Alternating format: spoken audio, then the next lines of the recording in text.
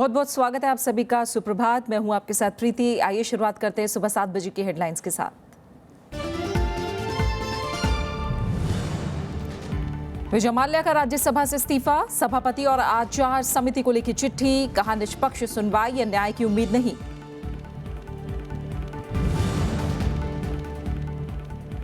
उत्तराखंड में 90% से ज्यादा इलाकों में आग पर काबू, चमोली में एक पुलिसकर्मी की मौत। राष्ट्रपति ने पीड़ित लोगों की मदद के लिए राज्यपाल को लिखी चिट्ठी। सूखे से निपटने के लिए कैबिनेट सचिव ने 13 राज्यों के साथ की बैठक, मंत्रालयों को अतिरिक्त फंड जारी करने का निर्देश। हालात से निपटने के लिए केंद्र राज्य तालमेल बढ़ाने पर जोर। कोर सेक्टर का औद्योगिक उत्पादन 16 महीने के उच्चतम स्तर पर, मार्च में 6.4% की दर से विकास। बिजली और स्टील सेक्टर में बेहतर प्रदर्शन।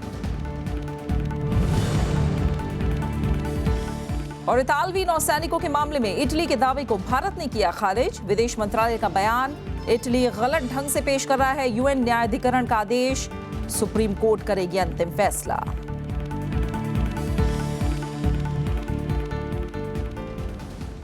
शराब कारोबारी और किंगफिशर एयरलाइंस के मालिक विजय माल्या ने राज्यसभा से इस्तीफा दे दिया है। माल्या ने कहा है कि उन्हें निष्पक्ष सुनवाई या जांच न्याय मिलने की उम्मीद नहीं है, इसलिए राज्यसभा से वो इस्तीफा दे रहे हैं। माल्या पर 9,000 करोड़ रुपए से ज्यादा के बैंक कर्ज बकाया है। इसके चलते राज्यसभा की एथिक्स कमेटी उनके निष्कासन की सिफारिश कर सकती थी।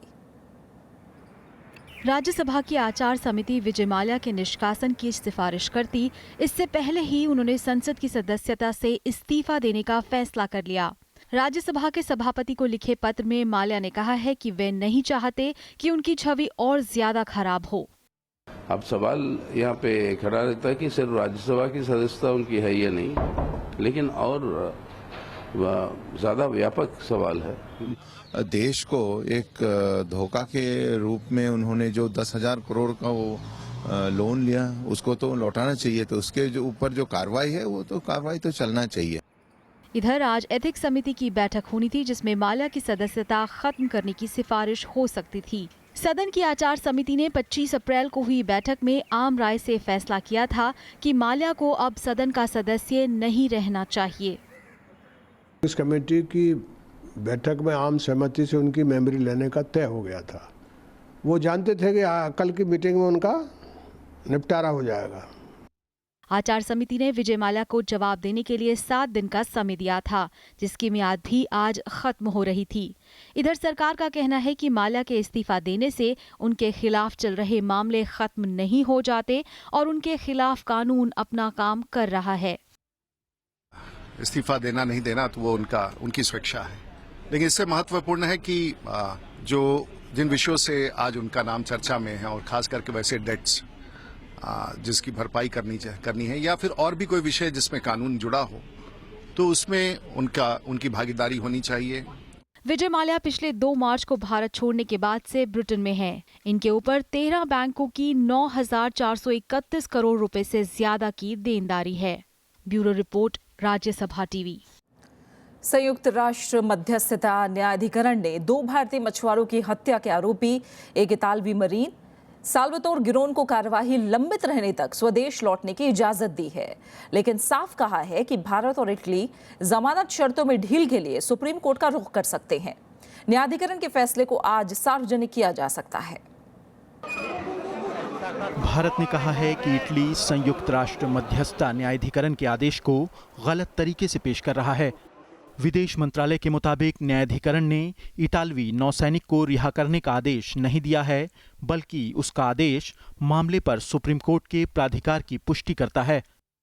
विदेश मंत्रालय के प्रवक्ता विकास स्वरूप ने बताया कि न्यायाधिकरण ने 2 भारतीय मछुआरों की हत्या के आरोपी इतालवी नाविक साल्वातोर गिरोन की जमानत शर्तें तय करने का फैसला सुप्रीम कोर्ट पर छोड़ दिया है। The tribunal left it to the Supreme Court of India to fix the precise conditions of Sergeant Girone's bail.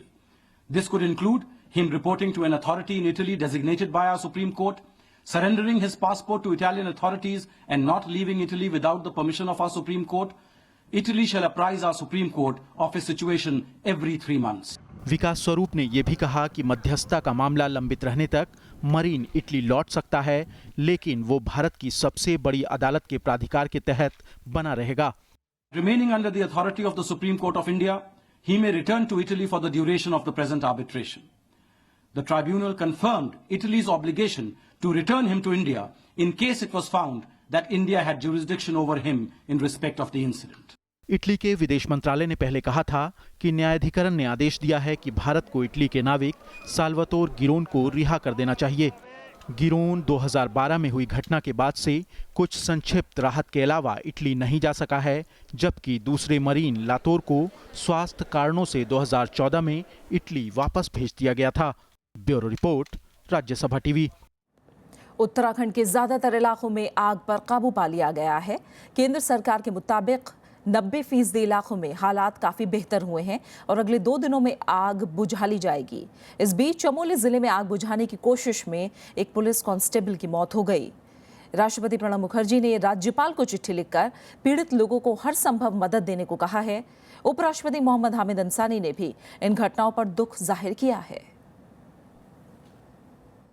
Jammu Kashmir, Himachal Pradesh, Uttarakhand, देश के 3 पहाड़ी राज्यों में जंगल धधक रहे हैं।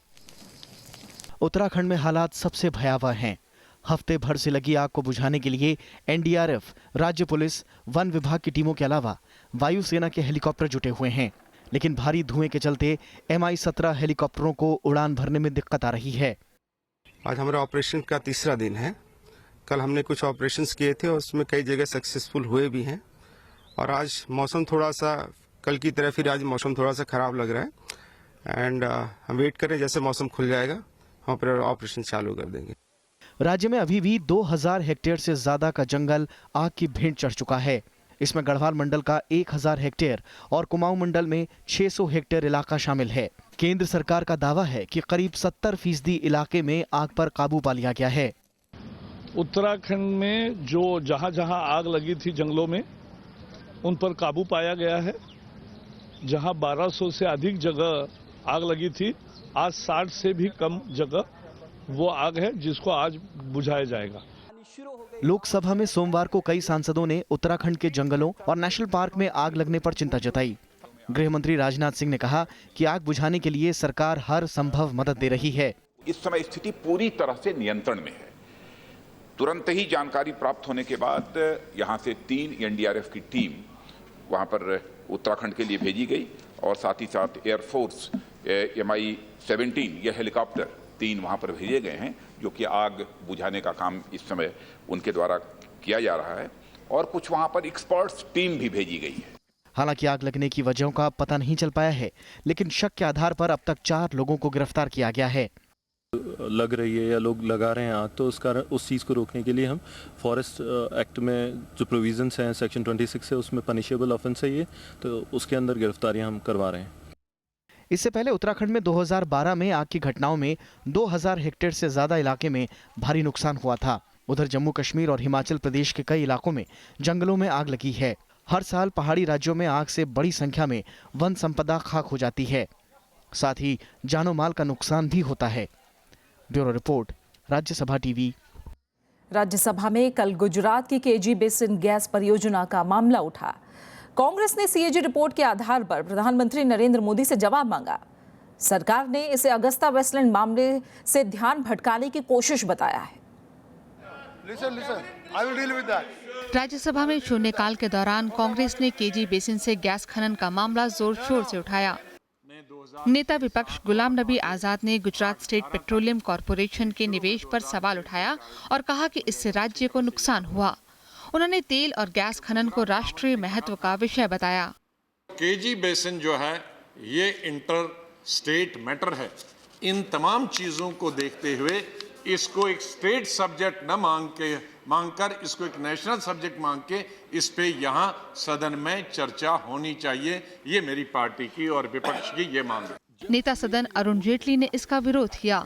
उन्होंने कहा कि राज्यों की सीएजी रिपोर्ट पर विधानसभा की लोक लेखा समिति विचार करती है, इसलिए यहाँ चर्चा नहीं हो सकती। अगर आपने ये परंपरा डाल दी तो जो यहाँ पे रिपोर्ट्स आया करेंगी और यहाँ की पीएसी के सामने होंगी, वो फिर राज्यों की विधानसभाओं में उस पर चर्चा होगी। कम से कम इस देश का जो संघीय ढांचा है उसको बरकरार रखिए। सीपीएम ने भी कथित रूप से सरकारी धन बर्बाद करने पर चिंता जताई। But even after counting upon all those risk, matter of element of risk, the manner the KG Basin offshore exploration is being handled, it's another aspect is just added by these GSPs. उपसभापति पीजे कुरियन ने कहा कि चर्चा का notice सभापति के विचाराधीन है। तमाम पहलुओं पर चर्चा हुई, संविधान के 151 आर्टिकल पे भी चर्चा हुई। उसके बाद ये तय हुआ कि ऑनरेबल चेयरमैन के ऊपर ये छोड़ दिया जाए, जो वो निर्णय करेंगे उस निर्णय से हम सब लोग बंधे हुए हैं। गुजरात सरकार ने 2005 में केजी बेसिन से 20 ट्रिलियन क्यूबिक फुट गैस मिलने का दावा किया था, लेकिन निवेश के बाद वहां खनन योग्य गैस का महज 10वां हिस्सा मिला। इससे कंपनी पर 19,716 करोड़ रुपए से ज्यादा का कर्ज हो गया। कृति मिश्रा, राज्यसभा टीवी।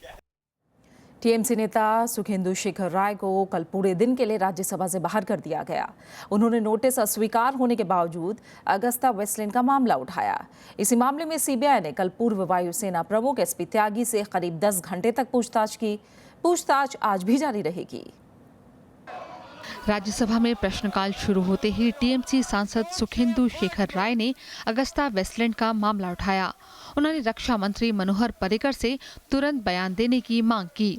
सभापति मोहम्मद हामिद अंसारी ने उनसे प्रश्नकाल में बाधा नहीं डालने की अपील की।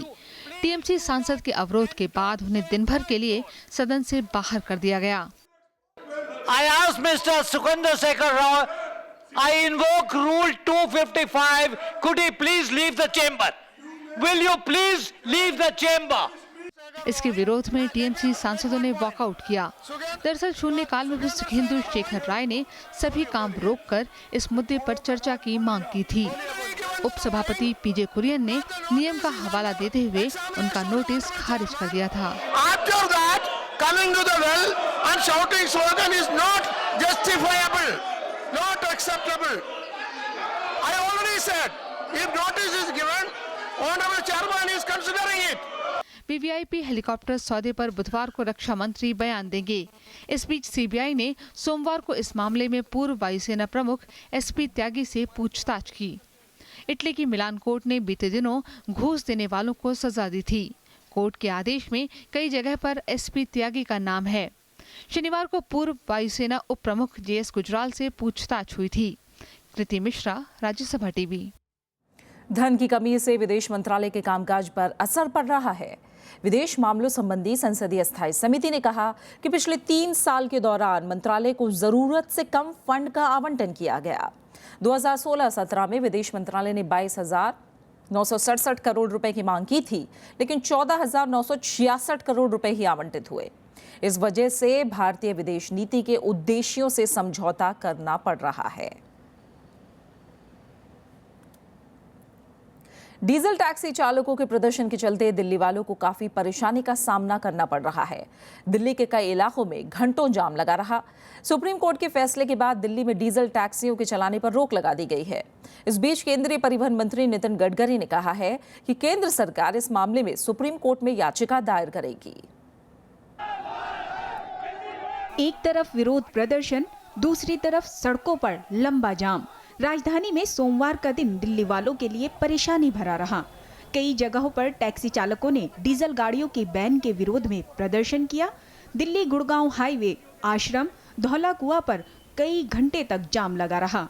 टैक्सी ड्राइवरों ने जंतर मंतर पर अपना विरोध दर्ज कराया। 5 साल का उन्होंने टैक्स ले रखा है, हम 5 साल का टैक्स भर रखे हैं, पूरा पैसा हमने सरकार को दे रखा है, उसके बावजूद हमको सरकार पागल बना रही है। 40 लाख गाड़ी है, दिल्ली पुलिस की गाड़ियां हैं, क्या वो पोल्यूशन नहीं कर रही? सिर्फ हमारी 27,000 गाड़ियां वो एनडीएमसी के ट्रक है, एमसीडी के ट्रक है, वो उनको दिखाई नहीं दे रहे। जाम के चलते लोगों को ऑफिस पहुंचने में देरी हुई। वहीं टैक्सियों की कमी के चलते भी परेशानियों का सामना करना पड़ा। Between the line supreme court के सामने अपने केस को प्रेजेंट रखकर ये स्टेप बाय स्टेप हम किस प्रकार से कर रहे हैं और उसके लिए जो लोग इससे अफेक्ट होंगे उनके सोल्यूशन भी कैसे निकल रहे हैं, इसका प्लान तैयार कर सुप्रीम कोर्ट के सामने हमारी तरफ से प्रेजेंट करेंगे। इनको जो है सीएनजी पर जो दिल्ली के अंदर टैक्सियां रजिस्टर्ड हैं उसमें वो कन्वर्ट करेंगे और इस सुविधा को भी दे पाएंगे और दिल्ली के प्रदूषण को भी बचा पाएंगे। दिल्ली में 27,000 डीजल टैक्सियां सोमवार से हट गई हैं। वायु प्रदूषण के मुद्दे पर सुप्रीम कोर्ट ने 1 मई से डीजल टैक्सियों पर रोक लगा दी है। हालांकि ऑल इंडिया परमिट वाली टैक्सियां इस आदेश के दायरे से बाहर हैं और 2000 सीसी से बड़े डीजल इंजन वाली गाड़ियों की बिक्री पर अभी भी रोक जारी है। इस मामले में अगली सुनवाई 9 मई को होगी। अनु दीवान, राज्यसभा टीवी। और खबरें जारी हैं, हम लौट रहे हैं एक छोटे से ब्रेक के बाद।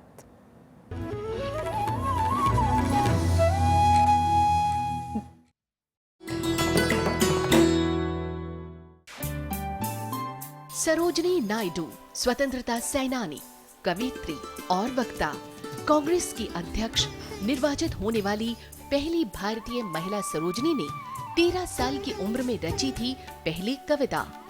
आजादी के बाद वो बनी देश की पहली महिला राज्यपाल। भारत कोकिला के नाम से मशहूर सरोजनी नायडू है नारी शक्ति की अनूठी मिसाल।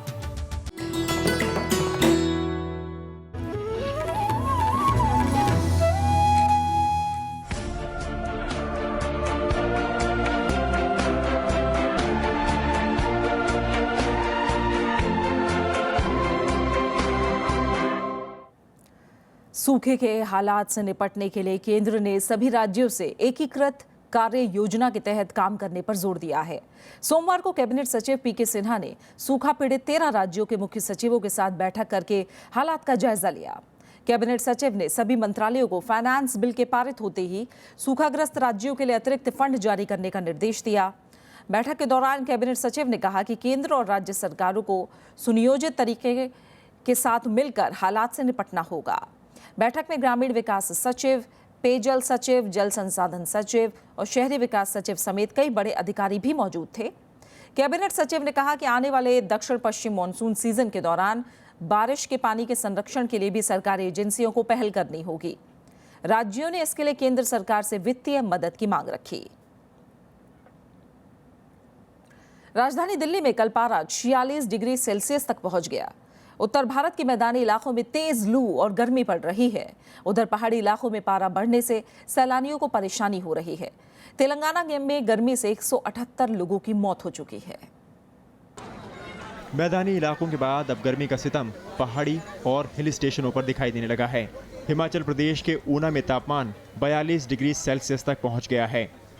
शिमला समेत ज्यादातर इलाकों में तापमान सामान्य से 4 से 5 डिग्री सेल्सियस ज्यादा दर्ज किया गया है। गर्मी से राहत पाने शिमला पहुंचे सैलानी पारा चढ़ने से परेशान हैं। सुना था शिमला में ठंड होगा, पर उतना ठंड तो नहीं है, ज्यादा गर्मी है। देख रहे हैं, हम छाते पकड़ के घूम रहे हैं।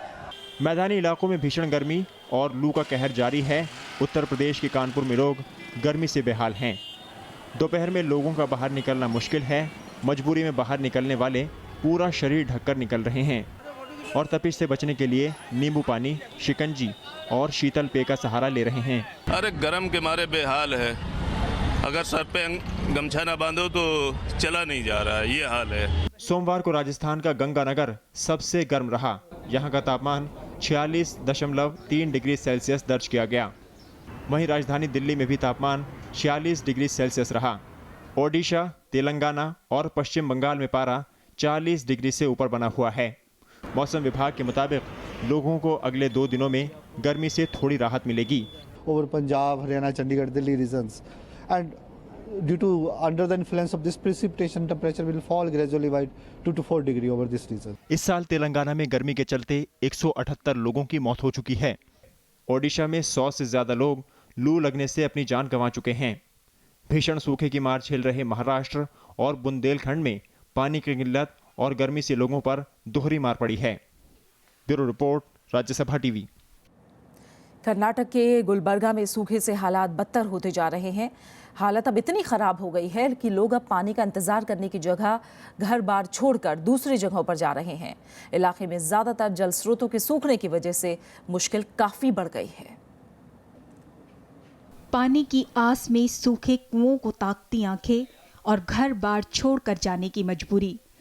कर्नाटक के गुलबर्गा की ये तस्वीरें इन लोगों का दर्द बयां करती हैं। सूखे से परेशान किसान अपना घर बार छोड़कर दूसरे राज्यों में जा रहे हैं और पीछे छूट रही हैं ये सूनी गलियां और बंद पड़े मकान। बारिश नहीं है इधर, बहुत परेशान में है हम लोग। वो बारिश की वजह से तो कुछ काम धंधा भी कुछ भी नहीं है इधर। सब लोग परेशान में, बच्चा पलने का मुश्किल हो गया, पेट भरने का भी। इसलिए हम लोग बच्चे को लेके 1-2-3 महीने के लिए बम्बई जाने से सोच रहे हैं। शहर की प्रमुख भीमा नदी पहले ही सूख चुकी है। आसपास के ज्यादातर जल स्रोतों का भी यही हाल है। कुओं में भी पानी तकरीबन सूख गया है और जो बचा है वो पीने लायक नहीं। नगर पालिका के टैंकर भगवान भरोसे हैं। झुलसा देने वाली इस गर्मी में लोगों को कई किलोमीटर चलना पड़ता है, तब जाकर उन्हें थोड़ा सा पानी नसीब होता है। ये तो पूरा सूख गया, पूरा परेशानी में है। क्या पानी नहीं, क्या नहीं। पानी लाने का है तो 3-4 किलोमीटर दूर जाके लाना पड़ता है। पानी की स्थिति बहुत खराब है। एक नहीं, प्रत्येक घर में कुआं सूखा हुआ है अभी। ठीक है, कुआं भी सूखा हुआ है, चापाकल भी उतना अच्छा नहीं है, उसमें भी पानी ऐसा नहीं कि आप पी सके, कुछ काम कर सके। कर्नाटक के करीब 10,000 लोग सूखे से पीड़ित हैं। लगातार दूसरे साल यहाँ पानी नहीं बरसा है। ऐसे में खेतीबाड़ी पर जीवन यापन करने वाले इन लोगों के लिए परिवार चलाना तक मुश्किल हो गया है। Bureau report, Rajya Sabha TV. दूसरी तरफ बुंदेलखंड का छतरपुर जिला भी भारी जल संकट और सूखे की चपेट में है। सूखे से गांव पर बहुत बुरा असर पड़ा है। खेती बाड़ी के चौपट होने से किसान बेहाल हैं, वहीं पीने के पानी ने मुश्किलें और बढ़ा दी हैं। छतरपुर जिला मुख्यालय पर 40 वार्डों में टैंकरों से लोगों की प्यास बुझाई जा रही है। जब पानी ही न हो तो फिर मटकों को भला कौन पूछे। छतरपुर में एक तरफ मटके ग्राहकों की आस में हैं, वहीं लोग पानी की किल्लत के चलते गांव छोड़ने पर मजबूर हैं। जिले के कलेक्टर के घर के ठीक बगल में बना ये तालाब शहर का हाल बयां करने के लिए काफी है। कभी लबालब भरा रहने वाला तालाब आज पूरी तरह से सूख गया है। सूखे की मार से शहर के ज्यादातर तालाब या तो सूख गए हैं या फिर उनमें नाम मात्र ही पानी बचा है। छतरपुर कभी तालाबों के लिए मशहूर था, लेकिन पानी की कमी की वजह से खेतीबाड़ी चौपट हो गई है। लोग बूंद बूंद पानी के लिए मजबूर हैं। विशेष संकट तो ही है। गांव में तो बहुत बुरी पोजीशन है। गांव में तो ये पोजीशन है कि कई गांव में तो कुआं भी नहीं है और जेट भी सुखा गए हैं। प्रशासन टैंकरों के जरिए लोगों तक पानी तो पहुंचा रहा है, लेकिन वो भी नाकाफी है। लोगों का मानना है कि अगर वक्त रहते सरकार पानी के संग्रह का इंतजाम करती तो शायद इतने बुरे दिन न होते। सरकारी तौर पे इंतजाम नहीं किए गए। बुंदेलखंड पैकेज के तहत करीब सबसे ज़्यादा अगर कहीं स्टॉप डैम बने तो वो छतरपुर ज़िले में, और अगर उन स्टॉप डैम में सिर्फ फाटक ही लगा दिए गए होते, वो पानी रोक लिया गया होता, तो समस्या इतनी भयावह नहीं होती।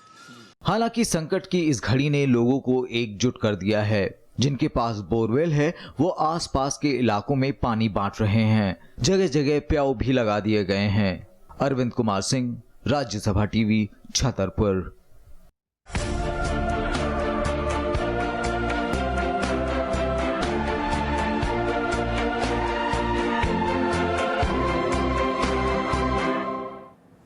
और अब अर्थव्यवस्था से जुड़ी अहम खबर। मार्च के लिए औद्योगिक उत्पादन के आंकड़े अर्थव्यवस्था के लिए बेहतर संकेत पेश कर रहे हैं। मार्च में 8 कोर सेक्टरों की ग्रोथ 6.4% रही। ये बीते 16 महीनों में सबसे ज्यादा है। औद्योगिक उत्पादन में इन 8 सेक्टरों का योगदान 38% है। फरवरी में कोर सेक्टर की ग्रोथ 5.7% रही थी। बिजली के उत्पादन में अच्छी बढ़त देखने को मिली है।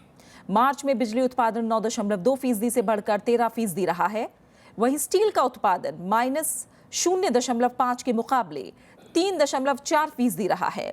हालांकि इस महीने सीमेंट के उत्पादन में कमी आई। सीमेंट का उत्पादन 13.9% से गिरकर 11.9% रहा है।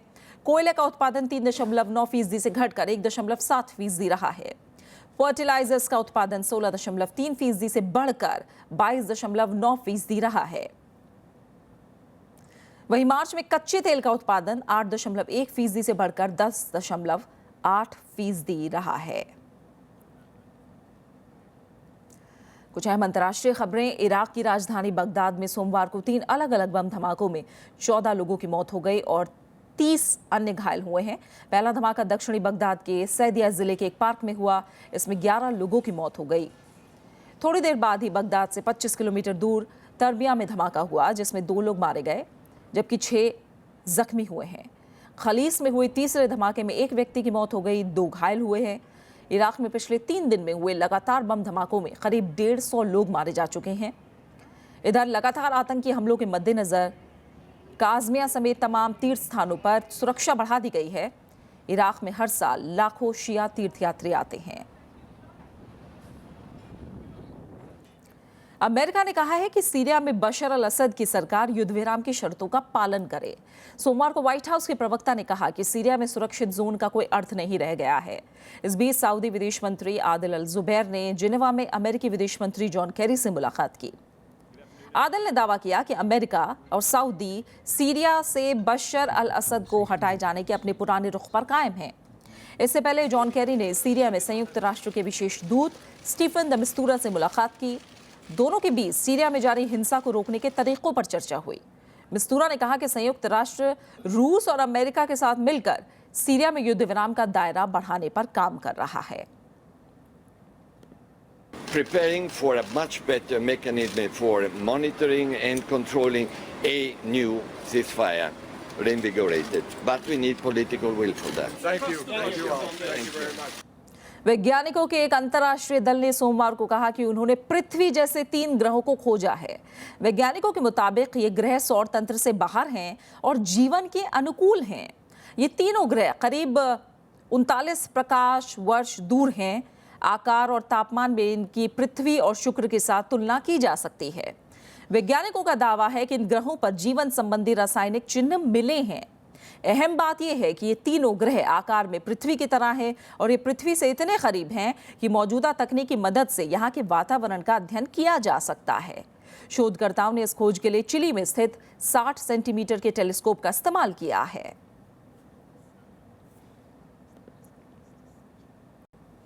मशहूर अदाकारा नरगिस की आज पुण्यतिथि है। आज के दिन 1981 को दुनिया से रुखसत हुई नरगिस ने करीब 3 दशकों तक दर्शकों के दिलों पर राज किया। उनकी अदाकारी से सजी दर्जनों फिल्में आज भी हमारी धरोहर हैं। नरगिस दिलकश अदाओं के साथ अपनी सामाजिक भूमिका के लिए भी याद की जाती हैं। जिंदगी का आखिरी 1 साल उन्होंने बतौर राज्यसभा सांसद भी गुजारा था।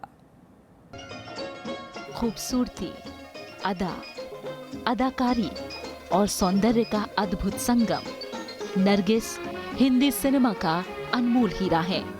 कोलकाता में 1 जून 1929 को जन्मी नरगिस की अभिनय में कोई दिलचस्पी नहीं थी। बचपन में उनकी तमन्ना डॉक्टर बनने की थी, लेकिन तकदीर को कुछ और ही मंजूर था।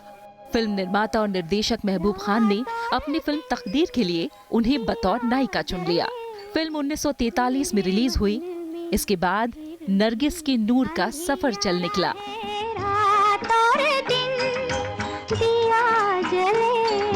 मेरे मन में फिर भी अंधियारा है, जाने कहाँ है वो साथी।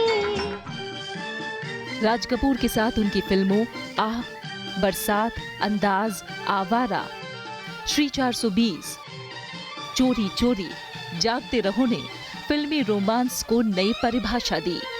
प्यार हुआ, इकरार हुआ है, प्यार से फिर क्यों डरता है दिल।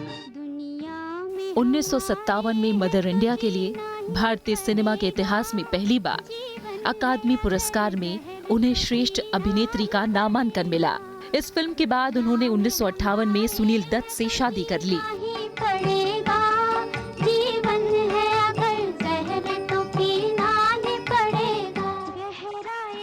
1960 में आई रात और दिन उनकी आखिरी फिल्म थी। नरगिस पहली अभिनेत्री थी जिन्हें सर्वश्रेष्ठ अभिनेत्री का राष्ट्रीय पुरस्कार मिला। पद्मश्री का सम्मान पाने वाली नरगिस पहली अदाकारा थी। एक उम्दा अभिनेत्री के साथ साथ नरगिस समाज सेविका भी रही। 1980 में नरगिस को राज्यसभा सांसद नामित किया गया। कैंसर की बीमारी के कारण 3 मई 1981 को दुनिया को उन्होंने अलविदा कह दिया। में होगी बरसात, अंधेरे होगी रात। Bureau report, Rajya Sabha TV. और आखिर में हेडलाइंस पर एक नजर। विजय माल्या का राज्यसभा से इस्तीफा, सभापति और आचार समिति को लिखी चिट्ठी, कहा निष्पक्ष सुनवाई या न्याय की उम्मीद नहीं।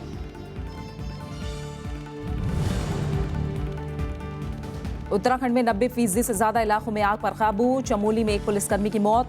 राष्ट्रपति ने पीड़ित लोगों की मदद के लिए राज्यपाल को लिखी चिट्ठी।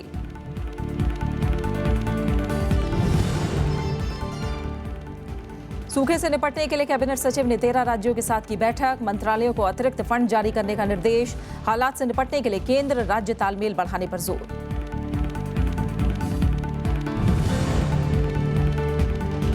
कोर सेक्टर का औद्योगिक उत्पादन 16 महीने के उच्चतम स्तर पर। मार्च में 6.4% की दर से विकास।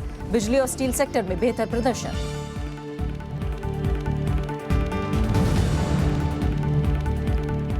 और इतालवी नौसैनिकों के मामले में इटली के दावे को भारत ने किया खारिज। विदेश मंत्रालय का बयान, इटली गलत ढंग से पेश कर रहा है यूएन न्यायाधिकरण का आदेश। सुप्रीम कोर्ट करेगी अंतिम फैसला। और फिलहाल इस बुलेटिन में इतना ही। आगे देखिए देश देशांतर। नमस्कार।